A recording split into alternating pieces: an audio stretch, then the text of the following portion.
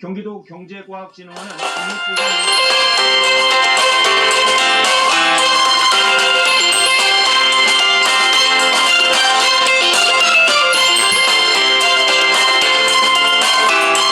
진흥원은 메르스와 코로나19가 모두 코로나 바이러스라는 점에서 난록 10편의 효과를 추정해왔고 이번 연구 결과로 실제 효과가 입증됐다고 설명했습니다.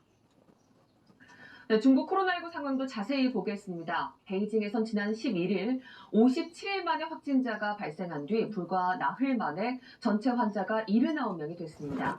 인근 허베이성에서도 환자들이 나오면서 베이징 신파리 도매시장발 확산이 제2의 우한 화난시장 사태가 되는 건 아닌지 중국 당국이 초비상 상태입니다. 안양봉 특파원입니다.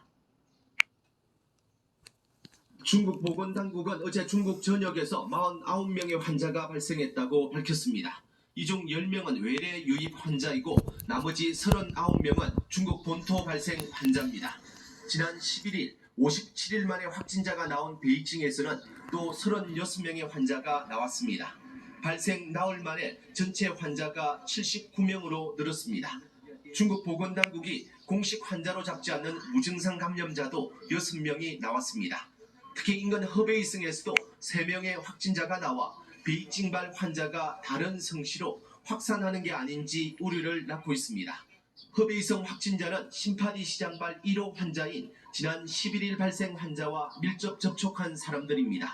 스촨성에서도 베이징에서 확진 판정을 받은 한 남성의 부인이 의심 증상을 보인 것으로 전해졌습니다. 중국 보건당국은 신파리발 확산이 제2의 우한 화난시장 사태로 발전하는 게 아닌지 초비상입니다. 베이징 신파리 도매시장은 하루 3만여 대의 차량이 드나들고 고객 5만 명이 찾는 중국 최대 시장입니다. 베이징시 당국은 13일부터 신파리 시장과 인근 지역을 봉쇄하고 시장 소재지인 펑타이구를 고위험 지역으로 지정했습니다. 또 환자가 발생한 따신과 팡산 등지 10곳은 중위험 지역으로 고시했습니다. 순춘난 중국 국무원 부총리는 전염병 비상대책회의에서 유동 인구가 많은 시장에서 환자가 발생해 확산 위험이 더 높다면서 방역 통제 조치를 엄격히 시행하라고 지시했습니다. 베이징에서 KBS 뉴스 안양봉입니다.